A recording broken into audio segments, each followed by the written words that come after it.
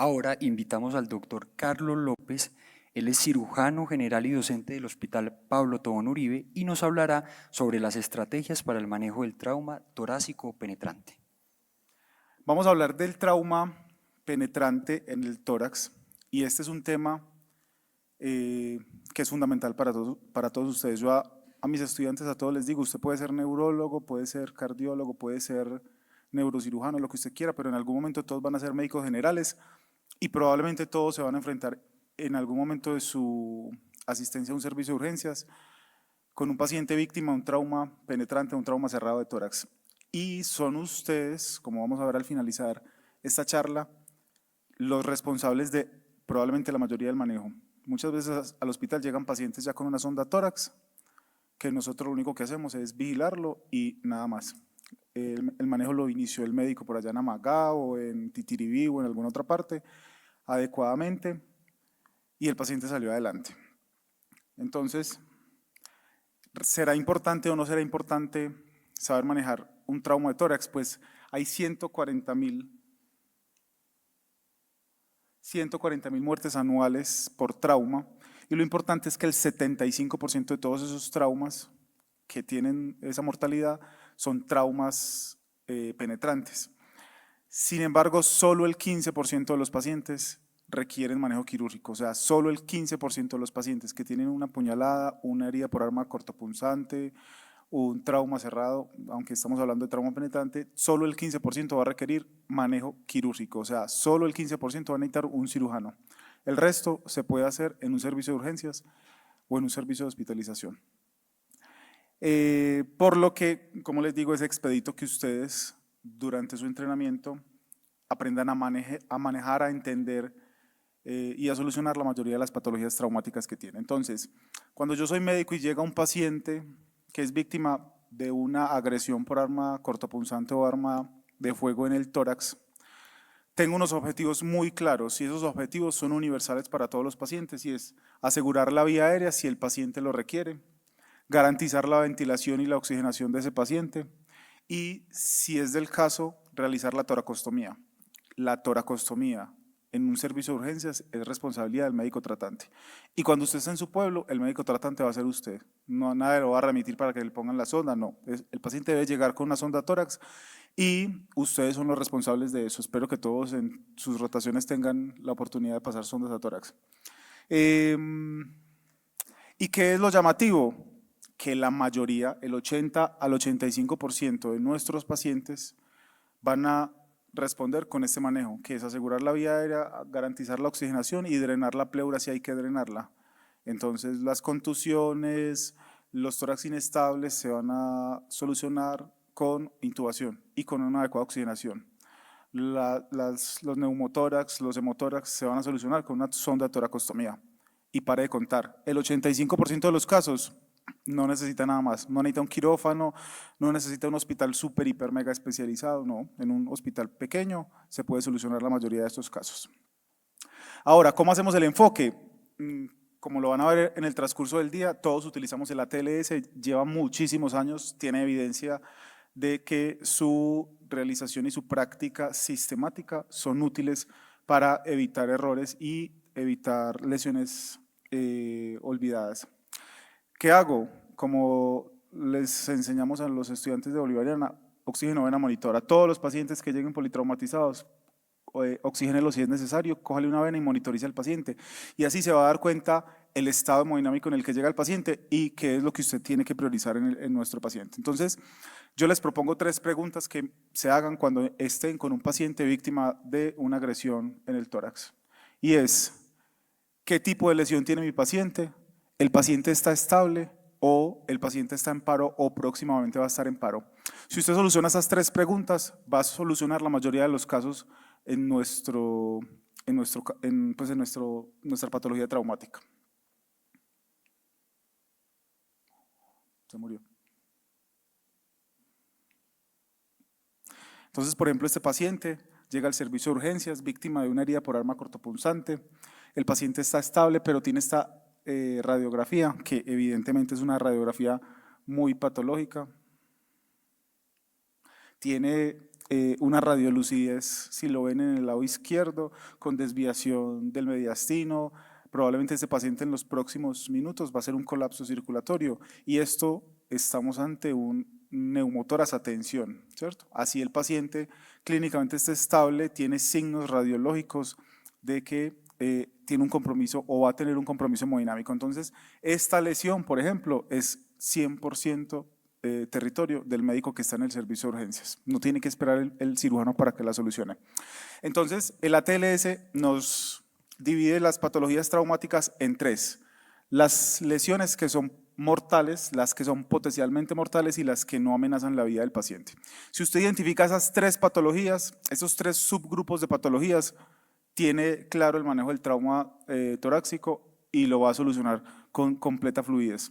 ¿Cuáles son las lesiones que amenazan la vida del paciente? Las lesiones mortales o los asesinos del tórax, como dicen algunos otros profesores. El neumotórax de tensión, el hemotórax masivo, el taponamiento cardíaco y el neumotórax abierto. Si se dan cuenta, la ATLS en la 10ª edición sacó el tórax inestable asociado a contusión pulmonar como las lesiones que amenazan la vida del paciente. Es una lesión potencialmente mortal, pero estas son nuestras lesiones que tenemos que identificar tempranamente y tratar. Dos tienen un compromiso hemodinámico muy importante, que son el neumotórax a tensión y el hemotórax masivo, y uno tiene un comportamiento de un shock obstructivo, que es el taponamiento cardíaco. El neumotórax abierto es una lesión que es muy llamativa y es muy escandalosa, por lo que pues, su diagnóstico es mucho más fácil. Entonces, ¿yo qué voy a hacer como médico? Acabo de llegar mi paciente víctima de accidente de tránsito con una puñalada, algo empalado o una agresión por arma de fuego. Enfoque ABCD. ¿Qué es lo primero? Garantizo la vía aérea. El paciente tiene una vía aérea permeable, va a permanecer con la vía aérea permeable. Si la respuesta es no, tengo que intubar al paciente. Si sospecho que hay una obstrucción, tengo que buscar causas internas y causas externas. Recuerden que los pacientes víctimas de agresiones pueden estar en choque o tener algún grado de compromiso neurológico y tener una obstrucción por un cuerpo extraño, o por sangre, o por vómito. O si es que el trauma me produjo una lesión laringotraqueal, tengo que asegurar la vía aérea de mi paciente y es la prioridad, porque si no la aseguro el paciente, así le soluciona el neumotórax, igual se va a morir. Y en la B ya tengo que empezar a buscar las patologías que amenazan la vida del paciente. ¿Cómo cuáles? Como el neumotórax a tensión. Recuerden, el neumotórax a tensión por definición es la acumulación de aire en la cavidad pleural que compromete el estado hemodinámico del paciente, secundario a un compromiso mediastinal. O tengo una lesión que fuga aire, que es un neumotórax abierto. Esto es un ejemplo de un neumotórax abierto. Evidentemente es una lesión.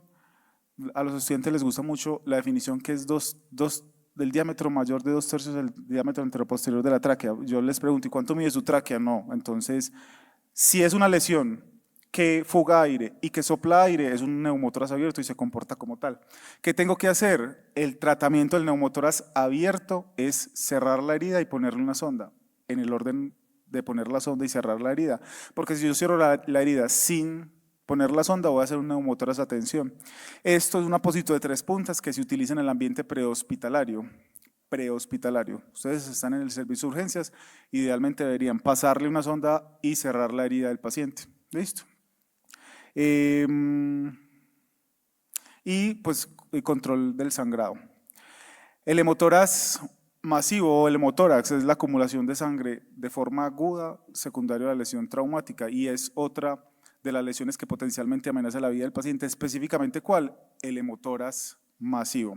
Con el hemotórax masivo hay muchas definiciones que podemos utilizar, pero yo les recomiendo que cualquier hemotórax que tengan en un paciente que comprometa el estado hemodinámico del paciente lo consideren como un hemotórax masivo, porque si es un viejito y perdió 300 mililitros de sangre en la cavidad pleural y está deshidratado, pues va a comportarse como un hemotórax masivo. Por definición, un hemotórax masivo es aquel que drena más de 1000 a 1500, más de 200 o 250 por las próximas 6 horas, 25% de la volemia, 20 cc por kilo. Hay muchas definiciones. Lo más importante es que si usted tiene un hemotórax, le pasa una sonda y drenó más de eso, ese paciente tiene indicación de exploración quirúrgica. Ese va a ser el poquito porcentaje de los pacientes que van a requerir un cirujano. A veces uno en una radiografía encuentra un hemotoras grande, le pasa la sonda y drenó 800 y paró, listo, no es un hemotoras masivo. Entonces, ya con ese tratamiento solucionó la patología traumática del paciente. ¿Por qué hay que llevarlos a cirugía? Porque si usted drena 1500 después de pasarle una sonda, quiere decir que tiene algo roto. Se le rompió la aorta, la cava, un vaso grande, el ventrículo, la aurícula y hay que solucionarlo. ¿Listo? Y clínicamente, ¿yo cómo puedo identificar todo esto? Porque muchas veces no tenemos ayudas diagnósticas y es la semiología. La semiología es clave para identificar el manejo de estos pacientes. Y es que la distensión de las venas, la matidez o el timpanismo, el compromiso hemodinámico nos puede dar sugerencias de cuál es la patología traumática que tiene nuestro paciente. Ahora, y en la mayoría de los servicios de urgencias ya tenemos un ecógrafo. Y probablemente en sus universidades todos ustedes los han entrenado 1, 2, 3 horas en cómo funciona un ecógrafo. El ecógrafo es el fonendoscopio del futuro. Todos van a saber manejar. De hecho, yo creo que todos tienen ya el curso de POCUS o curso de FAST o saben al menos cómo prender un ecógrafo.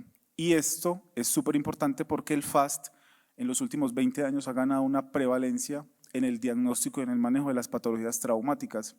¿Por qué? Porque tiene una especificidad mayor del 90% en las patologías traumáticas del tórax y una sensibilidad del 73 al 99%. ¿Depende de qué? Del operador, obviamente. Hay que entrenarse adecuadamente para el diagnóstico de las patologías traumáticas. Ahora, yo ya evalué la A, ya evalué la B, voy y evalúo la C, busco si el paciente tiene signos de taponamiento o no. ¿Cómo lo puedo hacer fácil? Con un FAST extendido, en la presencia de líquido pericárdico me habla de que es algo anormal, pues no falta la que tenga lupus y le dieron una puñalada, pero normalmente patología traumática más derrame pleural, pues es un derrame pericárdico agudo. Y clínicamente todos van a buscar la tirada de Beck, que es lo menos específico del mundo y lo menos sensible, porque solamente está presente en el 35% de los casos. Si usted la ve, es altamente probable que tenga un taponamiento, pero si no está, no quiere decir que no lo pueda llegar a tener. Entonces evalúo la A, evalúo la B, evalúo la C y defino cómo está el paciente. Esto todavía lo trae el ATLS y es una recomendación por allá chiquitica que dice que la pericardiocentesis en el contexto de un taponamiento cardíaco es una medida temporal que puede ayudar al paciente. Yo a mis estudiantes, todos los que han rotado conmigo, les digo que un taponamiento cardíaco sin un cirujano al lado es un muerto, porque tiene roto el corazón o tiene roto un vaso grande y si usted no lo soluciona se va a morir, ¿cierto? Excepto el pequeño subgrupo de pacientes que se coagula y para espontáneamente y llega taponado, digámoslo subagudamente. Ay, lleva 20 horas del trauma, está taponado, uno lo lleva a cirugía, a ver si tenía una herida de corazón, pero esa es la minoría de los pacientes. La mayoría de esos pacientes mueren en la escena o mueren en el traslado. Entonces, con la A, con la B, con la C, yo ya tengo que haber identificado si tiene estas lesiones que amenazan la vida. Si no tiene esas lesiones que amenazan la vida del paciente, tengo que hacer, eso se hace en la valoración primaria, acuérdense que la valoración primaria dura entre 3 y 5 minutos y es una valoración muy rápida, no es una valoración detallada, porque lo que busca es el diagnóstico, el tratamiento efectivo y rápido de estas lesiones. El resto de las patologías se soluciona con esto, con una toracostomía. Entonces, recuerden el triángulo de seguridad para el paso de la toracostomía. El tamaño de la sonda en realidad ya no es tan importante, póngale la sonda que usted pueda. Cada vez utilizamos sondas de menor calibre, incluso ya utilizamos pigtails o catéteres multipropósito para el manejo de la mayoría de las patologías, pero probablemente ustedes en su pueblo o en sus unidades locales no van a tener un pigtail, le pueden pasar una sonda tórax, cual sea el tamaño. Ahora, el paciente no tiene una lesión que amenaza la vida o si tiene una lesión que amenaza la vida y está inestable, yo tengo que definir rápidamente con clínica o si tengo la disponibilidad de un FAST. Si no, el 100% de las patologías traumáticas del tórax llevan radiografía de tórax. ¿Por qué? Porque el FAST me va a ayudar en los pacientes que están inestables para tomar decisiones rápidas. Si yo tengo un paciente inestable y le hago un FAST y tiene ausencia de movimiento pleural en el lado izquierdo, pues yo supongo que tiene un neumotórax, entonces le paso una sonda. Pero si el paciente está estable, yo tengo que cuantificar ese neumotórax para saber si le pasó la sonda o no. Entonces, si está estable, lleva radiografía. Algunos, un subgrupo pequeño de pacientes, las heridas transmediastinales, las dudas diagnósticas o las cinemáticas de alta energía llevan tomografía contrastada de tórax. Pero como les digo, la mayoría con una radiografía uno tiene para el diagnóstico inicial de estos pacientes. Ahora, llegó el paciente politraumatizado o traumatizado con el tórax y yo no sé si el paciente tiene o no tiene pulso. Si llega un paciente víctima de agresión y no tiene pulso, es un muerto al servicio de urgencias. Si está a punto de entrar en paro, está in extremis o durante el traslado del médico le dice a uno, no, entró en paro, pues lo que yo tengo que hacer es iniciar el protocolo de reanimación. Entonces, eso es un algoritmo de la TLS de la 10ª edición. Yo sé que está muy pequeño, pero básicamente dice inicie maniobras de reanimación y es reanimación externa. No tiene que abrir el pecho, no tiene que hacer nada extraordinario, eso es de IR, eso es de un montón de cosas. Usted lo único que tiene que hacer es iniciarle compresiones. Que es que en el paciente politraumatizado, en el paciente traumatizado no se puede hacer reanimación, eso es falso. La reanimación externa es eficiente en el paciente traumatizado y en el paciente traumatizado en el tórax. Ojo, que no es tan eficiente como el masaje cardíaco directo, eso es diferente. Este estudio comparó los que sobrevivieron con masaje externo versus masaje directo, o sea, abrir el tórax y hacer masaje, y los dos tienen una sobrevida baja, que es del 10% para el masaje externo y del 16% para el masaje interno. Quiere decir que el masaje interno aumenta un 6% la sobrevida de estos pacientes, por lo que la conclusión es que la mayoría se van a morir, porque tiene una lesión supremamente grave. Entonces, si yo tengo un paciente víctima de agresión por arma cortopunzante y no está estable, tiene una lesión que amenaza la vida y está en paro, lo que tengo que hacer es iniciar reanimación. Reanimación, si el paciente no sale en los primeros 2 a 3 minutos con la reanimación, tiene indicación de una cosa que se llama toracotomía de resucitación en el servicio de urgencias o en el quirófano, donde quiera. Pero eso incluye la presencia de un cirujano. Si usted está en TTRV y pasó esto, el paciente se va a morir. Porque si no sale con los primeros minutos de reanimación, usted no tiene la capacidad de hacer una toracotomía de reanimación, clampar la aorta y darle masaje. Se va a morir. ¿Listo? Y si sale, defino si lo que tiene es un shock hipovolémico o un shock obstructivo. Lo que mejor le puede pasar al paciente es que esté obstruido y que tenga un taponamiento cardíaco. Con la toracotomía libero el pericardio y sale el paciente del paro. Y si no, pues lo empiezo a transfundir porque tiene un shock hipovolémico o porque tiene pues otra causa del paro. Ahora, yo ya hice la A, ya hice la B, ya hice la C. En ese transcurso yo ya tuve que descartar las lesiones que amenazan la vida del paciente. Hemotoras masivo, neumotoras a tensión, taponamiento cardíaco y se me olvidó uno.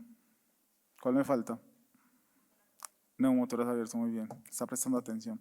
Neumotoras abierto, muchas gracias doctora. Y ya la tuve que haber tratado, que como les digo, la mayoría de las veces se tratan con una sonda. Si el paciente no está en paro y no está inestable, quiere decir que es un paciente que puedo llevar a una radiografía. Y como lo puedo llevar a una radiografía, hago el diagnóstico del resto de las patologías traumáticas que amenazan o que pueden llegar a amenazar la vida de mi paciente.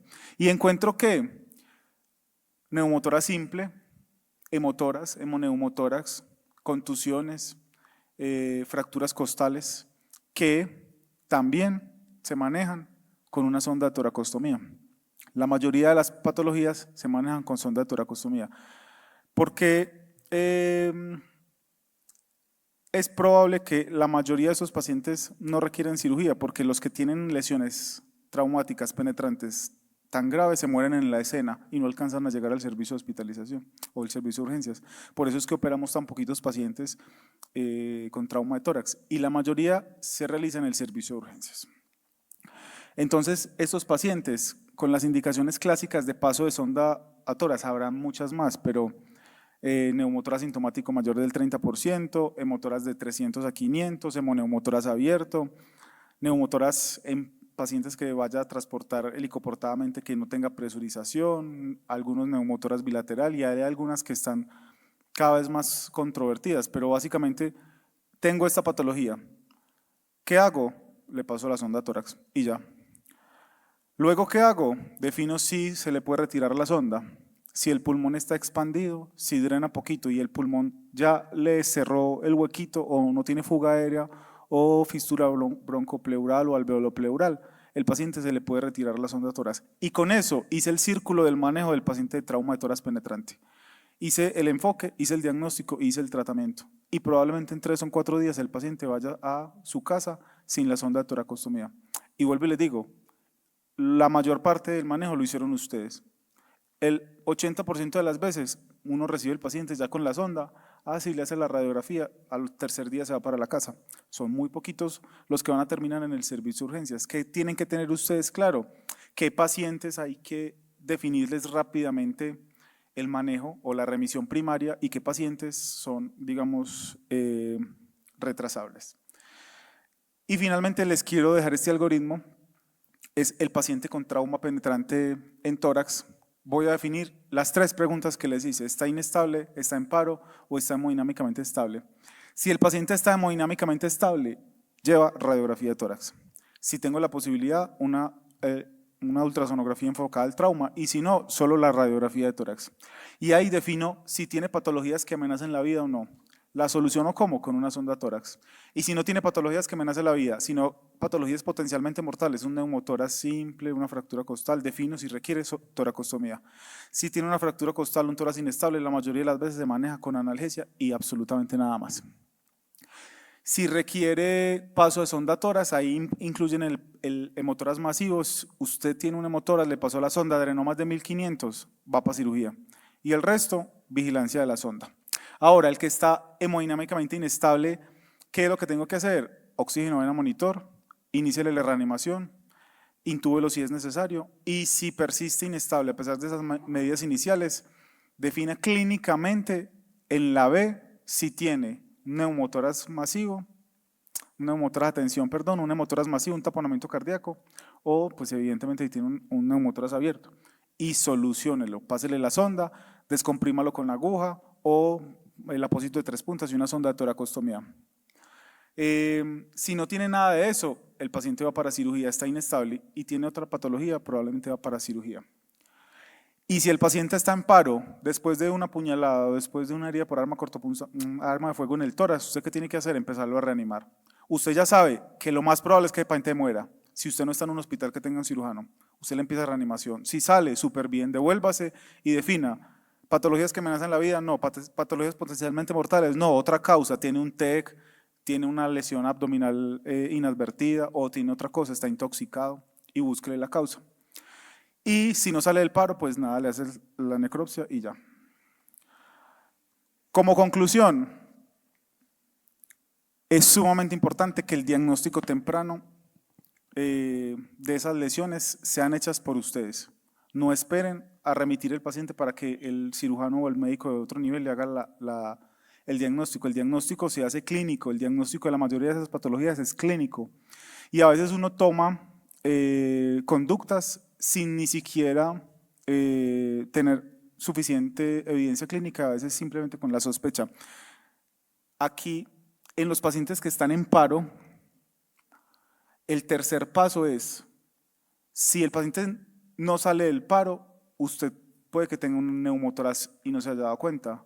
El algoritmo le sugiere a uno, pásele sonda en los 2 lados. El paciente está en paro, ¿qué es lo más probable? Que se vaya a morir, pásele una sonda en los 2 lados. Si tiene un neumotórax, atención, o un neumotórax masivo, ahí se va a dar cuenta. El tercer paso es, pásele sonda bilateral si usted no sabe qué es lo que tiene. Y eso es lo que a veces hacemos cuando no tenemos acceso a ultrasonografía o a estudios diagnósticos rápidamente.